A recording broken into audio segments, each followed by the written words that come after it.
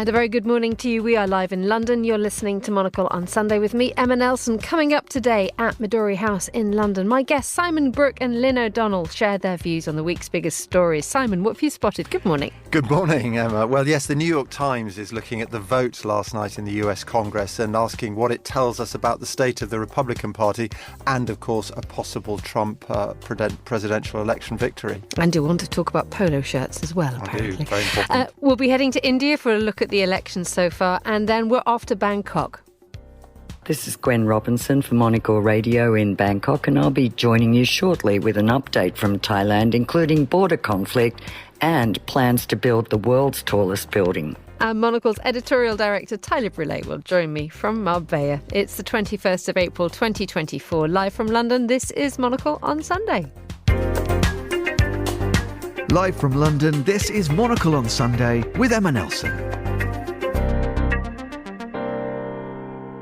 And a very good morning to you. Wishing you a very happy Sunday. Let's bring in today's panellists. I'm joined by Simon Brooke, freelance journalist and communications consultant, and Lynne O'Donnell, columnist for Foreign Policy magazine. Very good morning to you. Hello. How's the week been? I remember before we went on air, Lynne, you just said you thought that this week would never end. Yeah, the longest week in the world. Yeah. Why? It felt like it just full of stuff that wasn't planned. So a lot of spontaneous things that came up and stopped me getting on with what I was supposed to get on with. And then, of course, vergo and procrastination, which is just built into the DNA. Was it nice stuff or was it stuff that just got in the way? A bit of both, but Okay. it all got in the way. All right.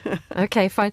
Well, let's reset for Sunday. And how about you, Simon? You've been writing an article about nightclubs, which, I mean, and with the greatest of respect, Go on. I haven't Careful. I haven't seen you on many dance floors recently. Lucky you is all I can say. Yeah, it's been many years since I've tried to do that, I have to say. But yeah, I've written my first piece for a publication called MCA, which is the trade publication for the eating and drinking out industry. And yeah, nightclubs are on the skids, unfortunately. They're on in decline, so are bars. But they're being replaced by something known as competitive socialising. So this is where you go out to do things.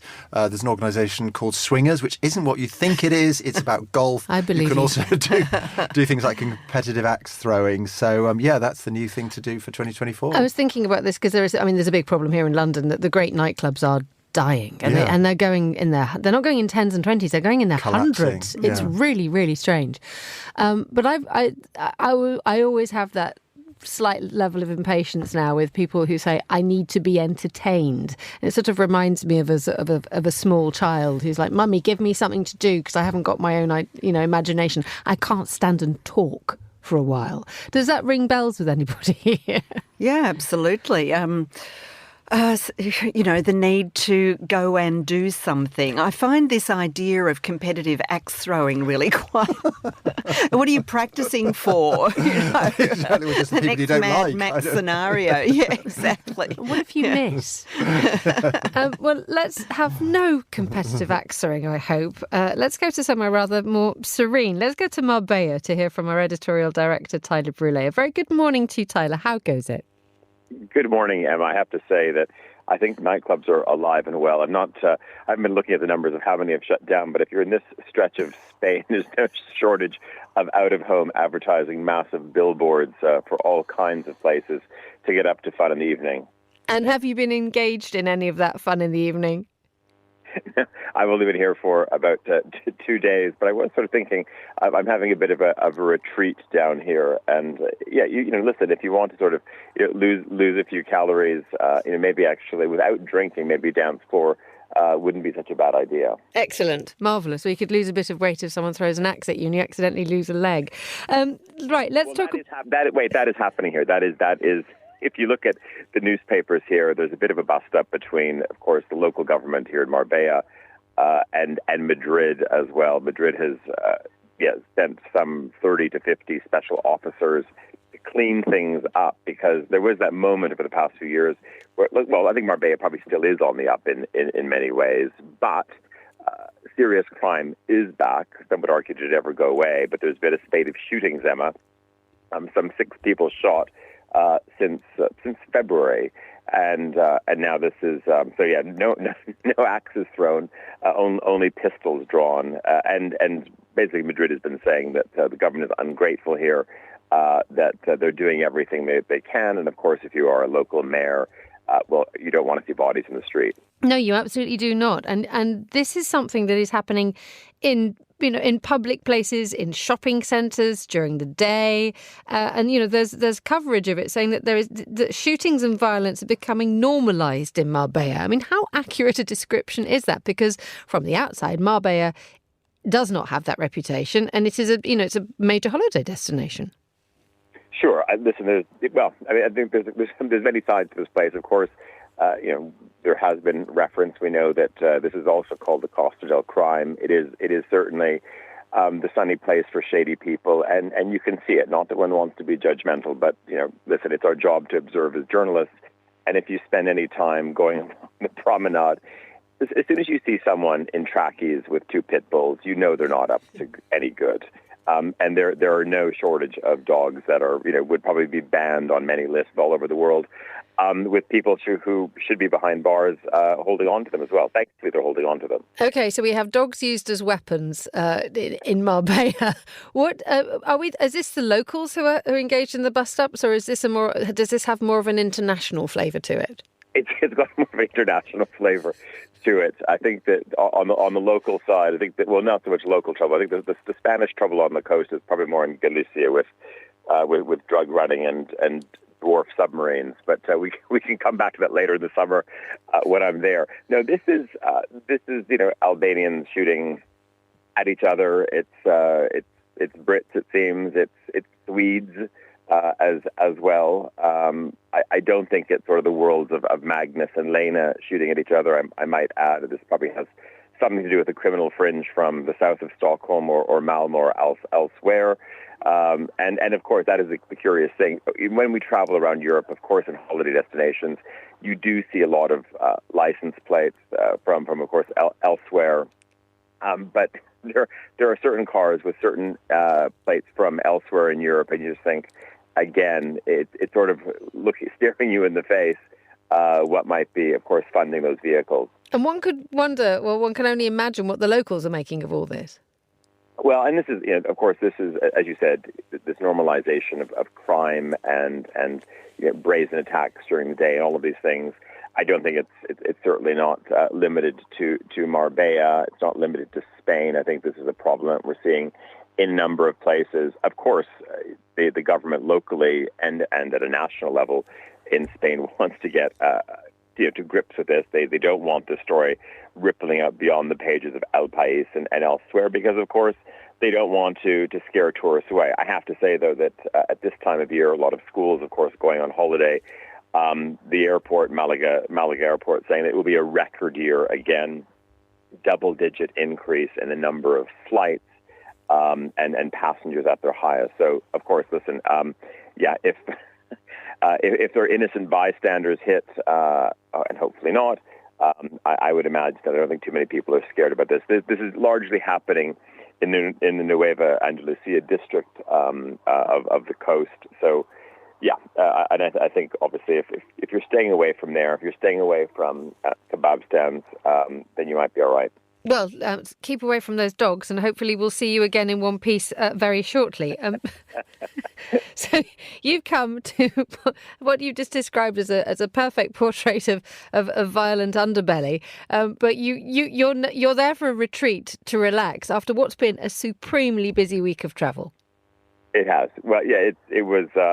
A very, I would say, pacey Milan. Of course, our listeners and readers will know that we sent quite a deployment of editors and commercial colleagues to the Salone del Mobile in Milan this week, which is just wrapping up now. And of course, this is the biggest jamboree of industrial design of furniture in the world. The whole, really the entire planet descends on Milan to, of course, display new sofas, new outdoor furniture. But I think the bigger topic that we've been covering as well, it really is, it's a design festival in the broadest sense of the word. And if you even have maybe some newly designed packaging for lip liner, you somehow find an excuse as a major cosmetics brand to also show up in Milan and also show your wares as well. So what used to be was never cozy, but used to be sort of a very focused event, has become incredibly broad in terms of the number of companies that want to show off their design chops. And what's your verdict on that expansion? Well, listen, on one side, I think it is a little bit of the creep maybe away from fashion weeks, where we've seen everything or everyone from airlines to automobile companies to hotels wanting to co-opt fashion as a way to add some luster to their brands. And in many ways, Milan probably makes more sense. I think what's interesting, though, and this is where we have to look a little bit north to Copenhagen, we've seen the Danes do something very interesting with SIF, which is the big fashion fair and fashion exhibition in Copenhagen. That has really sort of seen off many other fashion weeks. I mean, you could now argue that if you really sort of get down to it, fashion weeks are really... It's Pitti in Florence, which has been a little bit on the decline. And then it's Milan, Paris. London's kind of gone away. New York's not what it used to be. But Copenhagen has sort of, really come out of nowhere. And now you also have 3 days of design. And this is in June. And what's interesting here is that I heard a number of people in Milan this year saying, actually, we're here in Milan, but we're actually not premiering anything. We're not going to show our new dining table. We're not showing our new office system in Milan this year. We're going to take it up to Copenhagen because it is much more intimate. The city is just much easier to get around. So that's a curious one because I don't think anyone really saw that coming. And now you have two major events and in reasonably close proximity as well. So I think it's going to force a bit of a rethink in Milan in terms of how focused and maybe that they have to be a little bit more singular in their view, because I think there's probably a fatigue. There's so much going on. Nevertheless, very, very exciting in terms of what the offer looks like. And also great to be in Milan in spring. There is that natural attractiveness that it can always rely upon. Absolutely. It was glorious every single day. It was 25, 26 degrees. I mean, Emma, you'll remember, of course, being in Zurich some weeks ago when it was delightful. We had this early, not even spring, it was this early blast of summer. And I think now Zurich is hovering around 4 or 5 degrees. And we had the same thing in Milan as well. Jumped on the train from Zurich, gorgeous weather, gorgeous in Milan. But then we've seen now the other side of the Alps all over Europe. It's not quite winter, but certainly very late winter has returned. Finally, we need to briefly touch on the issue of polo shirts. Simon, you've brought in a story, haven't you? It's in the Daily Telegraph. It's your fault. You brought in a story about whether you can actually wear a polo shirt and not look like a golf cliche. Is that correct, Simon? Yeah, exactly. I think they're probably the most versatile item of clothing you could have in many ways, aren't they? I mean, everybody, do they? Everybody has a polo shirt in their wardrobe. I've got scepticism here. I've got 2 or 3 as well. Okay. I love them. It's the rugby shirts that I abhor. Yeah, no, there's a different vibe. Yeah, I know what you mean. Absolutely. Tyler, you just from the view from Marbella, you talked about the hoodies and the dogs. Obviously, there's a big golf thing going down there in Marbella. Where are we on polo shirts? Yeah, I haven't seen the golf brigade heading out, but certainly there. But I think, Simon, one of the interesting things it's can you sort of get away, without looking like a golf player? But the other thing, this is just an observation from doing a bit of a retail spin around. And of course, we all know about certainly the boom in quiet luxury. And I was talking to one of the big CEOs from one of the major Italian groups, and he said if you go through any American mall, he said it's just a sea of oatmeal and white, and everyone wants to look like, of course, they're walking off a chopper from Succession. That's what's really taken the industry by storm. And if you walk by the likes of Zara, Mango, all of the fast fashion players, it's exactly that. It's just a lot of oatmeal, beige, camel, and of course, an array of polo shirts as well. So it's either sort of golf course, or you want to, of course, look like you might have stepped off a very nice yacht, also owned by shady people. Which isn't so bad a thing. Well, I mean, the looking nice is the one thing. The shady yacht is something else. Tyler, thank you very much indeed. For the first time, I think I will ever say stay safe on your retreat. And we shall see you very, very soon. That was our editorial director, Tyler Brûlé, in Marbella. Let's talk briefly. Well, actually, let's discuss this article in the Telegraph, Simon, about the polo shirt. Is this something that we all need to be? What is the verdict? Can you dress it like properly, or can it? Or is the polo shirt a dreadful cliche? No, I mean, I think that the point the Telegraph piece is making is that actually it doesn't have to be a cliche. You can wear it in all kinds of different ways. I mean, they've got images here of Leonardo DiCaprio in The Wolf of Wall Street, but then they've also got catwalk shows, Miu Miu, ready to wear spring-summer 2024, and there is a very striking black woman wearing a polo shirt as well. So it looks like a rah-rah skirt to me. So, yeah, I mean, versatile, but also comfortable and practical. Simon, you have absolutely hit the fashion really nail on them, the head. I love comfortable and practical. I find a polo shirt very difficult for a woman. Oh, no, not really at all. hard. No, I think that they are comfortable, stylish. Sounds like we're being sponsored by a polo shirt company, which we're not, of course. Other styles are available. But we also sound as if the most important thing is whether we feel nice in it as opposed to whether we actually look nice. I think I feel nice We're at and that look age, cool. aren't we? Yeah. That's the ideal and combination. I'm convinced of it. Yeah. I struggle with them. I always have issues with the length of sleeves. If they're too short, then you can just look dumpy. Oh, you fold up the welt, dear.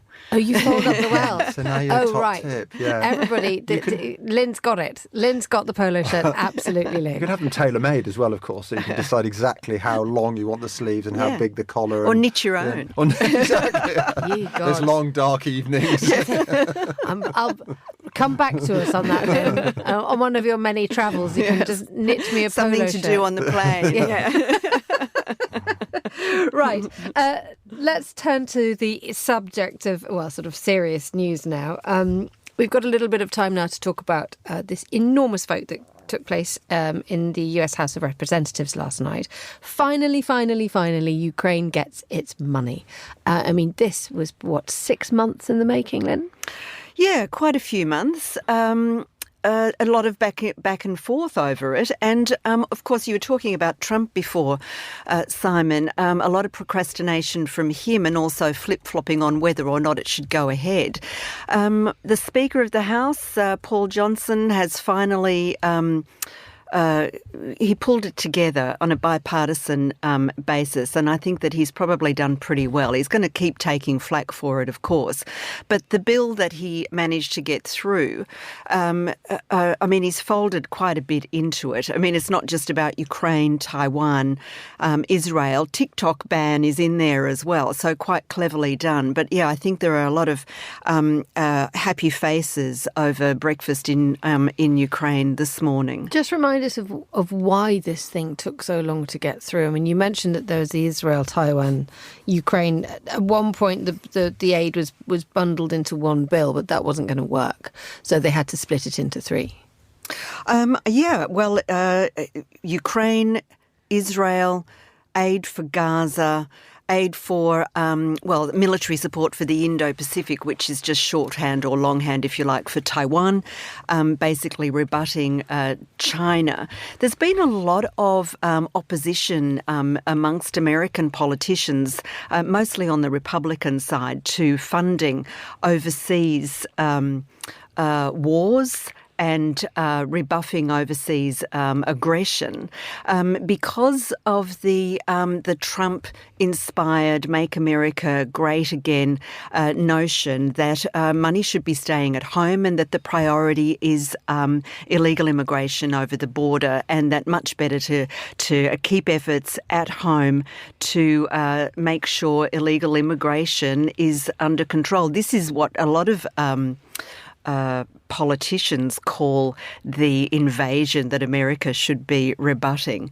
But if you want to make America great again, well, let's face it, if you want to keep America great, you have to show global leadership. And I think that really what we see here, having passed overnight, which will go to the Senate on Tuesday, it's still got a minor hurdle to leap before it goes to Biden's desk for signing. But this support for essentially democracy shows that sense has prevailed, if I may say. It's an interesting moment when you suddenly realise, Simon, just how much the world depends on the United States to take the lead with this. I mean, it has been said time and time again that or suggested time and time again that Ukraine can only win this war against Russia if it has America's wholehearted support. And this is obviously something that we'll be thinking about in the next few months. And this is something that Biden said as well. This is America taking the lead. And then you suddenly think, well, gosh, is that the best way that the thing should be? And also, what about the other countries which have been accused of not stepping up, of not committing in the way that the US has struggled to get to? Yeah, I mean, I think obviously over the years we've seen a number of presidents, a number of administrations trying to withdraw and resign from the position of world policeman, haven't we? And it just never works. I mean, if you are the biggest economy in the world, if you have also the strongest sort of social power, soft power, if you like, then inevitably with that comes this responsibility. And I think what's interesting about this, the New York Times, for instance, pointing out that Trump has soft-pedaled his opposition to Ukraine in recent days. And so I think he's beginning to realise that this is something that the US has to take the lead on. And I think, obviously, there's been a lot of discussion about his comments about NATO. But one thing it has done is encourage the rest of the world, certainly Europe, to think, actually, perhaps we do need to do something. So there has been this discussion about stepping up and increasing payments, increasing investment in defence. And so I think a lot of people would say Trump inadvertently has done the right thing there. And the other thing that comes across from this, I think world leaders looking at Trump and working out how to manage him, assuming if he does win in November, is that with him as we know, there doesn't seem to be an obvious strategy, shall we say. He's quite capricious. But one thing he does seem to understand, and this is his whole, the art of the deal, the whole Trump approach to life, if you like, business, politics, whatever, is it's very transactional. So I think there's a feeling that, all right, if it's going to be about money, if it's going to be about a deal, if it's going to be about investment, rather than principles and strategy, then all right, we'll meet him there and we'll do some kind of deal with him whereby he feels that America is still coming out of this in a kind of financial transactional way, in to their advantage. The transactional side is absolutely key to this, isn't it, Len? Because when we look at the way that Trump has been in the past and the way that Trump could go in the future, I mean, the New York Times has just said few issues have been more central to the former president's creed than his foreign policy isolationism, his call for Europe to raise military spending, and his foreign policy shift towards Putin. I think that the point about NATO members stumping up the 2% that they are committed to has been fair enough, to be honest. And he did encourage quite a few. I mean, I think Germany actually did stump up. America has for a very long time paid for Europe's security. But we've also got to remember that this isn't a handing over of cash. It's a handing over of materiel. So it keeps the military industrial complex, if you like, of America ticking along, because it is the factories, the armaments factories of the American Rust Belt, former Rust Belt, if you like, making stuff, making missiles, making bombs, making ammunition that will be sent to Ukraine. And those deliveries will probably start within the next 3 to 4 weeks. So it's employment, it's money, it is transactional, but, jobs stay at home. And a lot of the votes for it would have come from constituencies where those jobs will prevail. And the interesting thing here with Ukraine now is that we have seen so many reports about how Russia is making gains. And if the US military support gets there fast enough, there is a sense that this will really make a difference. Well, there is, a lot of reporting saying that actually the first of these weapons, this military, the benefits of this military aid could be in the battlefield in the next few weeks. So it is quick. And I think this is obviously just come in time.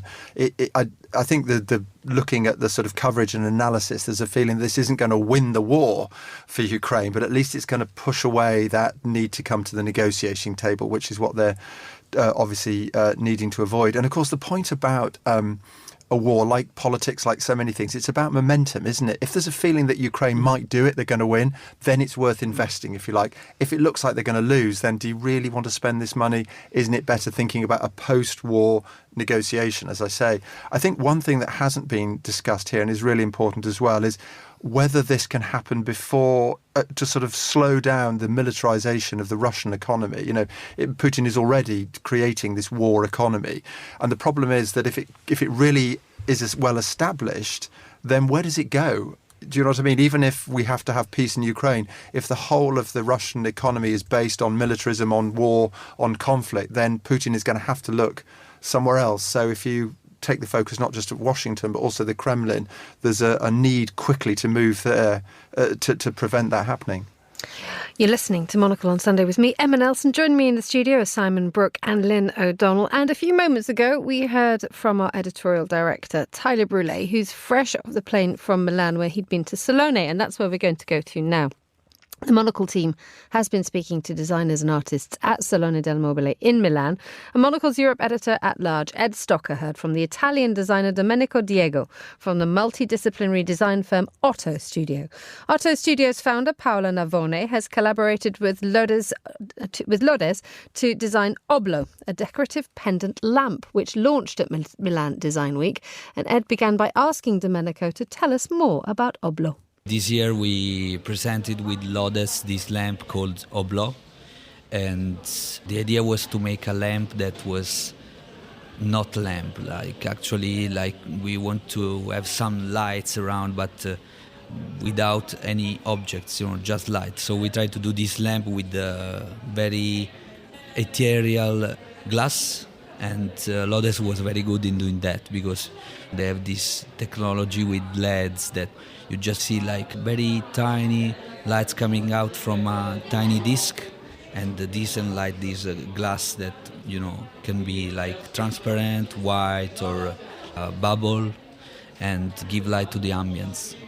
And Oblo means porthole in Italian, is that correct? Yes, because we like water, and we like to swim, and we know water is not very nice with electricity. I've heard that. But we imagine this ball like looking through an oblong underwater. This was your Otto Studio's first collaboration with Lodes, I believe. Tell us about how this collaboration came about, because it's always interesting to hear how creatives team up. Yeah, it always starts from a meeting, I met the owner of the company, and we started to talk about doing something together. And since we do a lot of interior design projects, we need lights that are nice, well done, and they're doing very good quality projects. But also, nowadays it's very important to have in the projects also thinking about the budget you have. And Lodes is very good in doing not very expensive objects, but with a very good quality. And this is not easy nowadays. I mean, you talked about not really having a meeting, but you did meet. You're not sure where. It was in Milan, maybe. You can't remember. It was obviously memorable.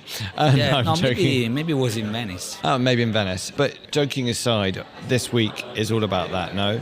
Meeting people, having discussions, seeing what comes of meeting new people. Is that one of the things you take away and enjoy about this week? The fact that you have some encounters that are random, but that may just lead to something interesting in the future that you didn't necessarily even plan. Yeah, that's what we like the most. I mean, we like a lot traveling, but for me, Design Week is sounds like a trip. Even if you are not taking a flight, because we live in Milano, it's like the work coming in the city, whole world. So it's like doing a trip all over the world in 1 week. Tell me a little bit about Otto Studio, because obviously you're one of the partners there. Your area of expertise, if you like, is product design, which of course is why we're talking about Oblò. But tell me about the other things the studio does, and then I'm going to ask you about the character that is Paola Navone, the founder. But let's hear a little bit about the studio first. Yeah, the studio was founded actually by Paola, and we do many kinds of projects. We do interior design projects, we do textile design, we do product design, we do art direction for companies. And when we do big projects like hotels, all the departments of the studio work together to develop the project. For example, for the hotels, we do all the things from the finishing to the general concept finishing, furniture, lighting, and we design even the menu, the graphic of the menu. So we took care about everything, and it's very funny to do these interior design projects because every time it's like to write a new story, like a new thing, you know. I take care of the product design department mainly, and it's not boring, it's very funny, but you have to follow some rules. I mean, if you work for a company, for example, for Lodes, you have to look at DNA of the company, so you have to some guideline to follow, you know. So there are very different projects and very different attitude, but at the end of the day, we always try to add percentage of fun in what we're doing. It's very important. And talking of fun, let's talk about Paola Navone. I interviewed her last year at an event that was held at your Via Tortona studio. She's a character, a bit of a legend in design circles, and the founder of Otto. What's it like, with only giving away what you're allowed to give away, what's it like working with her? It looks like not working. It's very interesting to spend time with Paola, and the first time we met, you know, I had nothing to show her. Not a CV, not a portfolio, nothing. I was very young and, you know, I did nothing. I just liked what she did. And I came in her library and she said, but why you bring this guy here? He got nothing to show. What he gonna do here? And I said, okay, I'm done. I go. And then while I was coming out from the studio, she stopped me. Okay, start tomorrow. I like your T-shirt. That is amazing anecdote. This is Paola. So true story. You were hired on the basis of the T-shirt you were wearing. Yeah. And luckily, I framed the T-shirt. Did you? No, I'm joking. I believed you there for a second. Last question before I let you go. Tell me a little bit about some of the projects you're working on or will be working on once the madness of this week is over. I know, as you mentioned before, the studio has its fingers in lots of different pies, but give us an idea of some of the work you've got coming up. We have several projects in the Southeast Asia. We work a lot in Singapore, so last year we did like 6 projects in 1 year in Singapore. We are developing a new hotel in Portugal, and of course, you know, we have our long-time clients we regularly work with, designing new collection, for example, Baxter or Gervasoni or many other companies about furniture and product design. That was Domenico Diego talking to Monocle's Europe editor-at-large, Ed Stocker, at the design fair Salone del Mobile. You're listening to Monocle on Sunday with me, Emma Nelson. Now, Indians began voting in the world's largest election on Friday as Prime Minister Narendra Modi seeks an historic third term. This marked the first phase of voting, covering 102 constituencies across 21 states and territories. 6 more phases are to come before voting concludes at the beginning of June. Well, to tell us more, I'm joined now by Monocle's New Delhi correspondent Lyndee Prickitt to give us the details. A very good afternoon to you, Lyndee. Hello, good afternoon to you. Good to have you with us. So tell us, what's it been like over the last few days? Well, in India, there are so many people and so many different cultures and traditions that there's always a party somewhere. There's always a festival somewhere. And the election is just one other added into the mix. So you can definitely say there's a festive air. There's a lot of people taking selfies with ink on their finger, which is the way they show that they voted. A lot of first-time voters in this election as well. So I think there's a lot of very excited 18-year-olds to be part of the democratic process. But it is fair to say that we're looking at a potential third term for the BJP and its alliance, the NDA, if indeed they need the other alliance parties to form a majority. And so you could say that there's a little bit of ennui compared to the last few elections, where, as you said, this is the first of 7 phases because it's so huge.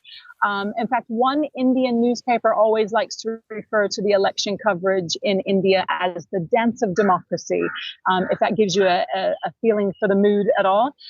It's a massive process, and there is excitement, but just perhaps a tiny bit of voter fatigue that it's same old, same old. But like I say, there's a lot of young people who are really excited that this is their time to vote. It's interesting, isn't it, that to many of us outside India, the logistics and the scale seem to be the bigger story, given the fact that you hear reports that some voting booths will only be accessible by boat, or someone's taking a voting booth up to an area that can only be reached by elephant. And we look at that kind of thing and we think this is the interesting bit.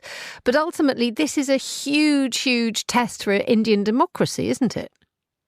Oh, absolutely. I mean, the population, it's always easy to try and figure out what a country's problems are, right? Is it caste? Is it religious divide?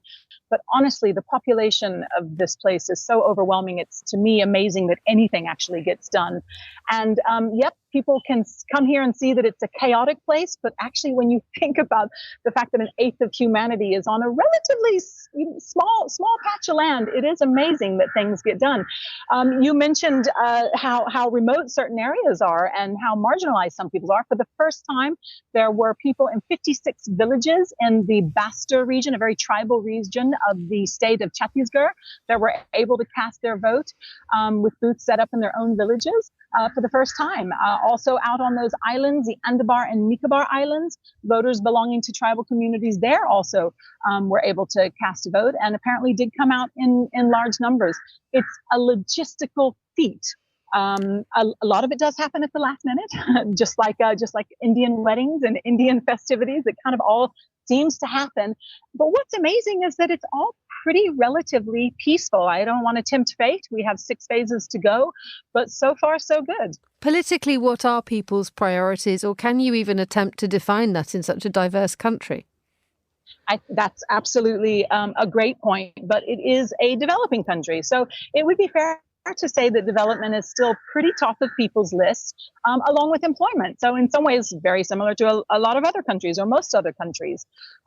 There has been a lot made this election about the employment figures, and that they're not as good as people were hoping that they would be. In fact, a very credible polling agency, or rather a think tank, the CDSC, DS rather, has come out and said that Modi hasn't delivered, and that jobs, that there aren't enough jobs. Price rises have hurt the poorest of the poor, and it's been flagged as a major concern by this think tank. And I think what's interesting to note is there are a lot of jobs, but they're not the jobs that people want, because more people are getting educated. And if you're going to invest that time and mental energy on education, you're going to expect a pretty good job at the end of it, right? And so I think that that's one of the desires, is or one of the interesting things about India is the aspirations are pretty much on par with anyone else anywhere in the developed world. And even people in rural India, they want the same for their children that people in urban Delhi, or perhaps even downtown New York or the center of London, want for their kids. And so that's why employment is a big issue, as is development. Tell us a little bit more about, as well as employment, an issue, religion. It is a huge, huge, huge issue in India, with Narendra Modi and the BJP pushing the direction of travel more towards Hinduism, and many finding it a very, very difficult situation to grapple with. And also the idea that culturally different groups can work their lives differently according to their traditions and their ways of life. And that's something that Narendra Modi wants to sort of change and restructure, isn't it? And some people are suggesting there's almost a secularization of society and cultures that could be on the way. Oh, there's just, there's so much to unpack there and to talk about. Yes, very culturally rich country. I think what is the most and diverse in religion. And I think one of the things that's impacting this argument so much is that for so long, Hindus, the majority people, many people don't say it's a religion, it's a way of life or a philosophy of life. I think that there's a growing sense among some Hindus that they feel that they've kind of been left out as minorities have been, quote unquote, appeased. It is true that some parties really do try and woo the minority voter, particularly Muslims, but also sometimes depending on the state, of course, because every state has a different demographic. So it can be Christians up in the Northeast. But I think what's interesting about what the BJP is trying to do is they're saying rather than divide on caste and divide Hindus on caste, which has been historically the way India has operated, even under British rule, let's unite all Hindus together. Let's unite everybody because then we have a big, strong bloc.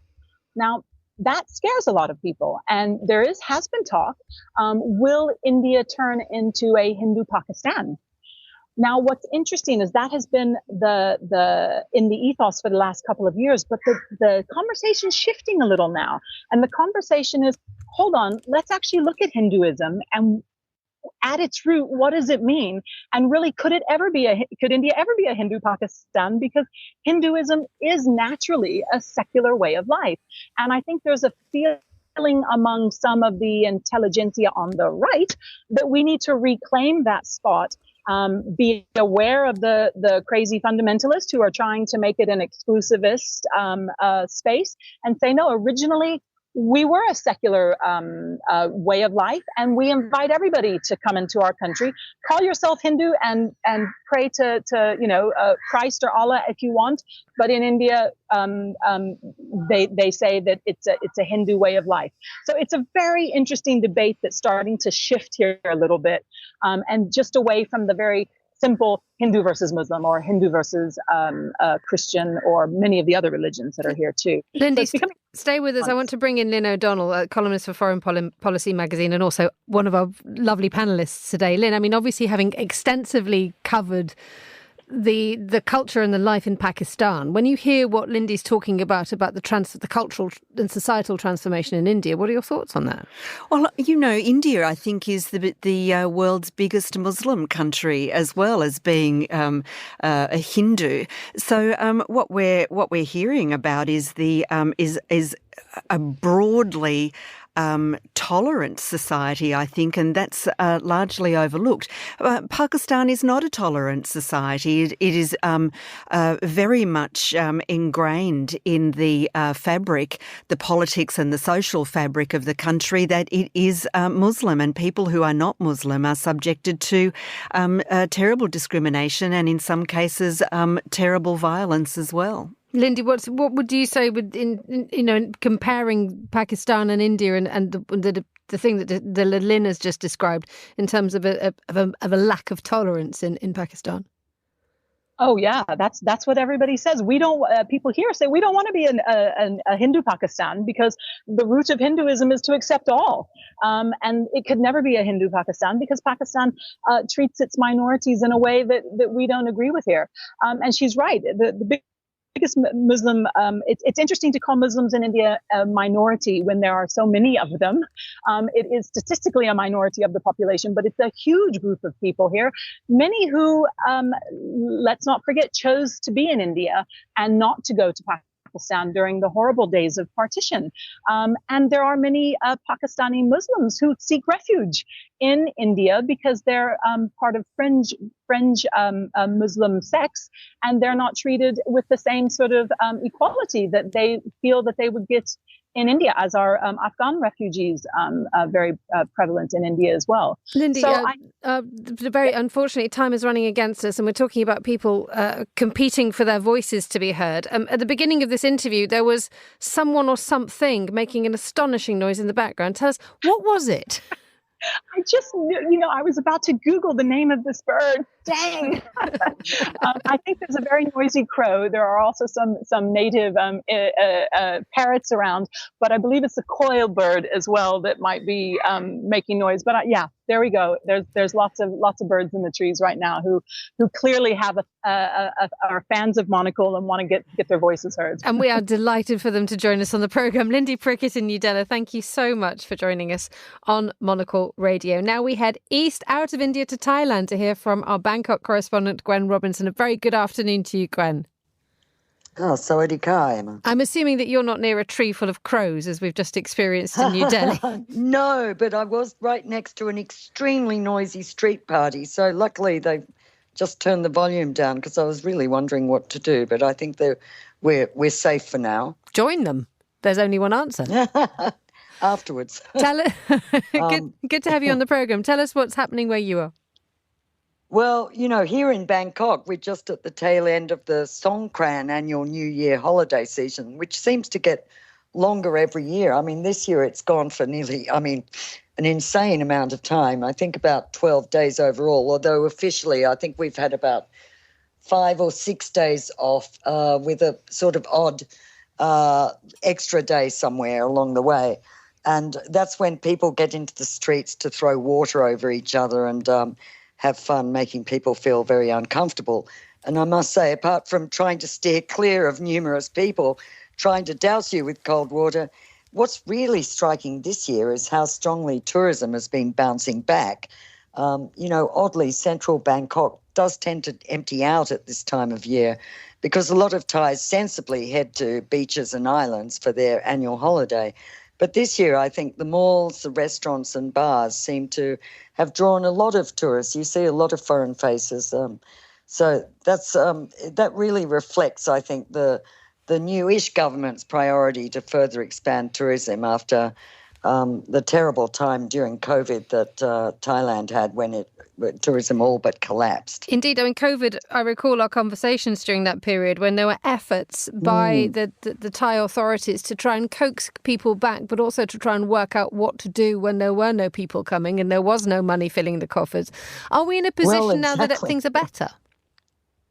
Well, much better. I mean, seriously, they had 40 million a year just before the pandemic. And they went down to less than, I think it's like something like 400,000. I've forgotten what. But, I mean, just an astonishing plunge. But already I think this year Thailand has seen more than a 50% jump in foreign tourist arrivals this year alone to about 11 million, which has put them on course, at least all the authorities are predicting, for 36 million foreign tourists before the end of the year. And, of course, they're targeting to exceed the 2019 level of 40 million. And, who knows, they might just get there because the Thais have been very canny, putting in place all kinds of visa waiver programs and easier travel rules. But oddly, for nationalities, particularly Chinese, Saudis, Kazakhs, and more recently Indians and Taiwanese, which really has had instant effect. They've also put in place amazing number of direct flights, including to places like Phuket. I mean, there are so many flights now to Phuket from Russia, even Saudi. But oddly, for European tourists and generally Western tourists, they are still confined to the usual 30-day visa that they'll give you. But I think really these new target markets are getting a really good ride because they're getting much more than 30 days. Some are getting 70 days or 90 days. Now, let's move to geopolitics and the fact that Myanmar is proving to be a very, very tricky neighbour. Well, indeed. And we can come back to tourism later if you want. But, that really is an urgent and extraordinary thing going on here in Thailand. It's even more bizarre because of Songkran, but just on the country's western border with Myanmar. So that's nearly about 500 kilometres from Bangkok. I think it's possibly Thailand's worst nightmare playing out, which is that the Burmese junta right next door is bombing the strategic border trading town of Mirawaddy, which is just a few hundred metres away, literally maybe 400 metres from the Thai border. And that has sent a wave of refugees into the country. At the moment, it's been about 3,500 in 48 hours, which is still quite a lot in 48 hours. And this is the second round of fighting in the last 20 days. It's the Burmese junta's attempt to retake this town, which actually fell to resistance forces around about April the 11th. So these renewed attacks suddenly by the military regime, which feature heavy bombing and panicking everyone, have really sort of galvanised the population and I think really alarmed Bangkok. And this is all by the military regime that seized power in Myanmar in February 2021 and clearly is now absolutely freaked out that they're losing, because clearly resistance forces throughout the country are making astonishing gains. And this particular battle is absolutely critical. This town of Mirawaddy is the main overland border trading route with Thailand and has maybe about conservatively $1 billion a year worth of trade going through it in two-way trade. So it's worth a lot to both sides, and I think more important, it is the absolute link point on the strategic Asian highway that leads all the way into Thailand from right through Myanmar, through Yangon and beyond. So, that at all costs, Thailand does not want to see that consumed by fighting. Gwen, I will let you get back to your street party. That was Gwen Robinson in Bangkok. Thank you so much for joining us on Monocle Radio. You're listening to Monocle on Sunday with me, Emma Nelson. Joining me in the studio, the journalist and communications consultant Simon Brooke, and the columnist for Foreign Policy magazine, Lynne O'Donnell. Right, we've got about 10 minutes to plough through the rest of the papers. So where are we going next? Someone mentioned Iran before we came on air, somewhere that we wanted to cover, and different aspects of it as well. Simon? Yeah, the Times here in London is looking at the situation in Iran, not just with regard to the conflict with Israel, but also sort of domestically, politically and economically. Interesting piece by Ali Ansari, who is director of the Institute of Iranian Studies at the University of St Andrews. And she writes in her piece in the Times today that most Iranians, she says, remained nonplussed, uninterested and underwhelmed by the attack on Israel and the defence of the returned attack by Israel. She says that people are struggling to cope with rampant inflation and a sliding currency, and they're barely paying attention to this conflict. She interesting quotes here, sort of looking at the specifics of the financial situation. The average monthly salary in Iran is the equivalent of about $172 US, and the average daily wage barely stretches for half a kilo of lamb, she says, and the price of that lamb has quadrupled in 2 years. So given that very often governments, administrations, regimes fall not because of geopolitics or because of philosophy or something, very often it's the price of the food on the supermarket shelves. I wonder whether this growing financial crisis, if you like, financial problem anyway in Iran, and the effect that it's having on ordinary people might put increased pressure on the leadership. Lynn, your thoughts on this, given the fact that sanctions are imposed, Iran is in a geopolitical mess, but there is never any sign that dissent actually goes very far in Iran, is there? To be honest with you, I think it's quite the opposite. I think when the regime comes under the sort of pressure that it has recently and in so-called, green revolution of a few years ago, etc., it doubles down. And I think that it entrenches its power even further and knows where to give the money and the power to the military, the mullahs, the national, the IRGC, the Revolutionary Guards, and this is where the power is strengthened. And I think, wouldn't it be great if the people prevailed? But I just can't see it, to be honest with you. I don't think there's any doubt that the regime does not have the general support of the people. You see videos from football crowds chanting against the regime's support for Hamas, for instance, but it goes nowhere. And the Sunday Times article does highlight this quite a lot by saying early indications that messaging before the attack on Israel was falling flat, including widespread mockery of the supposed telegraphing of the attack to Israel beforehand, then comes when the authorities swiftly issue a notice saying that anyone criticising this or defending Israel would be arrested. And it is absolutely clear the way that the Iranian authorities are playing this out. It's the knock on the door and people fear it. The crackdown on women for being women, the hair police, as they call them, this just gives more grist to the entrenched hold on power of the regime.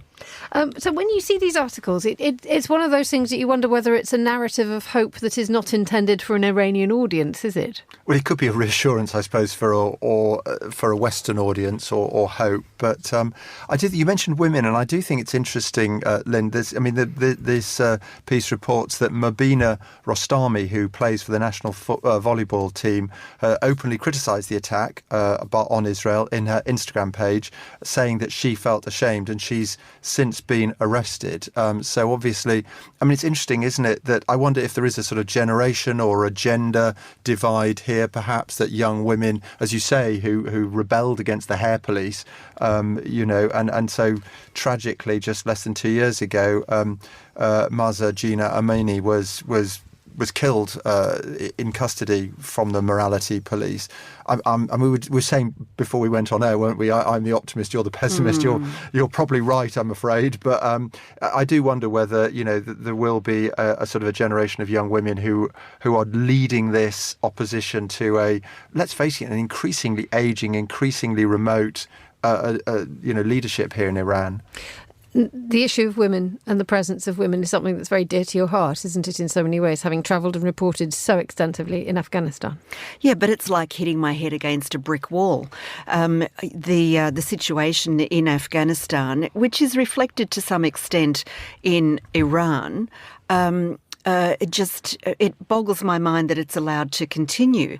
But whereas in Iran you have the support for women and their freedom to do what they damn well please with their hair, across demographics and across genders, men support it, older men, younger men, women of all ages. In Afghanistan, women are pretty much on their own. The men seem to think that it's the women's problem that they're not allowed to work or go to school or leave their homes, and that is also reflected internationally. There are no consequences for the way the Taliban treats women in Afghanistan. And as long as there are no consequences, by which I mean acquiescence of Western governments and multilateral organisations like the United Nations, UNOCHA, whatever it might be, then that also endangers my rights wherever I may be. And that message doesn't seem to be getting through. Finally, one subject that we were covering in the news headlines in the last couple of hours on Monocle Radio, and is something that is an interesting societal observation, which is happening in the Canary Islands. Simon, you wanted to draw our attention to the fact that yesterday there were protests, people numbering in their thousands in Tenerife, calling for the island to limit the number of tourist arrivals, to basically give the island a moment to recover, to allow the population to rest, to allow the infrastructure to rest, because the number of people who visit the Canaries each year far outnumbers the number of people who actually live there. Yeah, and I think what I found interesting in this story, and as you say, there are demonstrations here, according to Reuters, people holding placards reading, "People live here and we don't want to see our island die." Even though, as the Reuters reports, that the tourism industry accounts for about 35% of the GDP of the Canary Islands. I remember reporting on a story here a few weeks ago, whereas in Seville and the mainland, there are debates about whether to close one of the main squares and just charge people for entering it. And we also looked at the situation in Venice. So I think there's a growing realisation that we're going to have to do something about mass tourism. Yes, of course, it's great to travel. It's good for the economy. You'd hope that people might travel and learn something about other cultures, possibly, but it is having a really detrimental effect on local infrastructure, local lifestyles. And we've seen, again, in the last few years, in Spain, in Italy, and other countries, demonstrations against the Airbnbers. I mean, it's great to have people coming to your restaurant or your bar or whatever, but if every day there's a new group living in the apartment above you, that's not much fun. Isn't it funny? We were just talking to Gwen Robinson in Bangkok a few minutes ago and saying, when we remember with COVID, people were saying, please come, please come, please come. Otherwise, our economy will just collapse and die. And now we have people saying, please don't come because our economy will collapse and die. It's a lose-lose, win-win. I don't know what it is. Well, it's an indication of lack of forethought. I mean, people might say, please don't come when their economy relies on tourism, but what else are they going to do? Venice, there's only like 90,000 Venetians living in Venice and fewer every day. There's a pharmacy in downtown Venice, if you can call it that keeps a ticker showing how much and how fast the local population is falling. But they can go elsewhere, but it means that what people are going for is basically, it's like a Disneyland, a theme park. And, I've got a couple of Venetian friends and they've said, well, we did it ourselves. We wanted the dosh and we got the dosh, but we lost our city. So you have to make the choices. I mean, I live in central London. I hate tourist buses. Please leave. But please spend your money. Yeah, exactly. Now, the tourist bus is a funny thing because Londoners don't go on it. But every time I go past it, I think one day I'm going to go on that bus. I do too, but I'm talking about the coaches. And I lived in Hong Kong where the streets are narrow and coaches are really out of, they really are disruptive to residents. But there they were. It's a way of bringing in money. So what do you want? Do you want the money? Do you want the lifestyle? Are you able to balance it and even it out? Is the solution perhaps less tourism but better tourism? And I remember reporting from Florence when they were struggling this, and there was a new mayor, Matteo Renzi, of course, that went on to be prime minister, but he had this idea that they would get people into the city. Those people would spend a little bit more time there, get to know the city a bit better. So it was more quality than quantity. Just get rid of the buses. I think you've hit the nail on the head. Lynne O'Donnell, thank you so much for joining us in the studio. Thank you to Simon Brooke, and the warmest of thanks to my guests on the line, Gwen Robinson, Lyndee Prickitt and Tyler Brûlé. The programme was produced in studio, engineered by Mariella Bevan. I'm Emma Nelson. Monocle on Sunday is back at the same time next week. But until then, goodbye. Thank you very much for listening and enjoy your Sunday.